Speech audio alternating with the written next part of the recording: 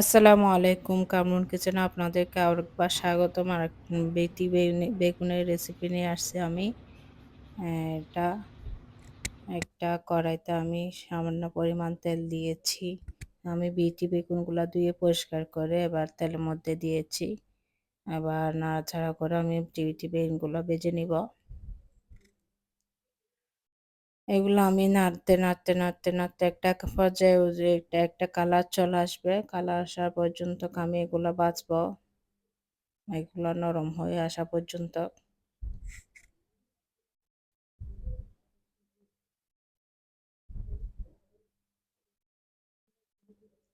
আমার নতুন রেসিপি পেতে আপনারা সবাই আমার চ্যানেলটা সাবস্ক্রাইব করবেন, লাইক করবেন, কমেন্ট করবেন, শেয়ার করবেন। আমার রেসিপিগুলো পাওয়ার জন্য সাবস্ক্রাইবার বাটনটা অন করে দিবেন। এবার আমার কালার চেঞ্জ হয়ে আসছে, আমি এবার বাটিতে নিয়ে নিব। দেখছেন আমার ভাজা হয়ে গেছে। এবার আমি চুরি শুটকি দিচ্ছি তেলের মধ্যে। এগুলো আমি আবার ভাজে নিব।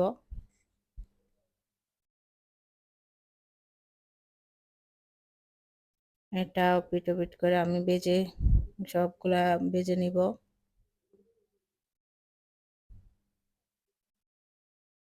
ভাজা হয়ে আসলে একটু আমি কাঁচামরিচ ভেজে নিচ্ছি। যার যেমন তেমন করে কাঁচামরিচটা দিবেন জাল দেখে। আমার মরিচে জাল ছিল না, সেজন্য আমি একটু মরিচটা বেশি দিচ্ছি।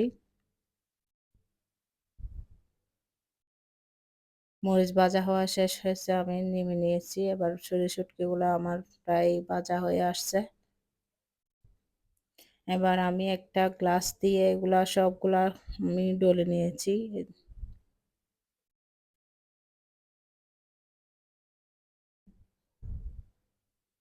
যাদের বাটনা আছে তারা বাটনি দিয়ে বাটে নিতে পারবেন। আমার ছিল না, সেজন্য আমি দিতে পারি নাই। আমি গ্লাস দিয়ে প্লেটে করে বাটে নিয়েছি।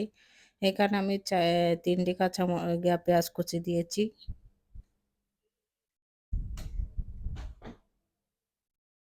আবার আমি সরিষার তেল দিয়েছি, লবণ দিয়েছি, সবগুলো একসাথে আমি মিশিয়ে মাখিয়ে নিচ্ছি। মেখে আবার আমি শুটকিগুলো ভেঙে দিয়ে দিচ্ছি। সবগুলো এক করে ভেঙে দিচ্ছি।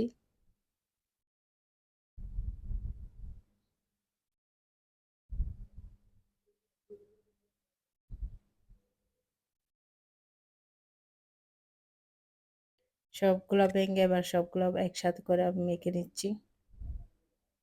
মেখে আমি পরিবেশন করে দিচ্ছি গরম ভাতের সাথে। এটা কতই না সুস্বাদু ভাত। 1 প্লেট ভাত আমার এমনিতে শেষ হয়ে গেছে। এডিটিং করার সময় আমার এমনি জিভাতে জল চলে আসছে। খেতে কিন্তু অনেক সুস্বাদু হয়েছে। আমার চ্যানেলটা সাবস্ক্রাইব করবেন। আল্লাহ হাফেজ। আসসালামু আলাইকুম।